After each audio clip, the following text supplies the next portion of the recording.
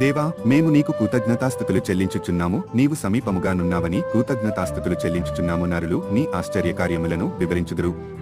నేను యుక్తకాలమును కనిపెట్టుచున్నాను, నేనే న్యాయమును బట్టి తీర్పు తీర్చుచున్నాను. భూమి దాని నివాసులందరూ లయమగునప్పుడు నేనే దాని స్తంభములను నిలుపుదును. సెలాహంకారులై యుండకుడని అహంకారులకు నేను ఆజ్ఞ ఇచ్చుచున్నాను. కొమ్ము ఎత్తకుడి, ఎత్తుగా కొమ్ము ఎత్తకుడి, పొగరు పట్టిన మాటలాడకుడి అని భక్తిహీనులకు నేను ఆజ్ఞ ఇచ్చుచున్నాను. తూర్పు నుండి అయినను పడమటి నుండి అయినను అరణ్యము నుండి అయినను హెచ్చు కలుగదు.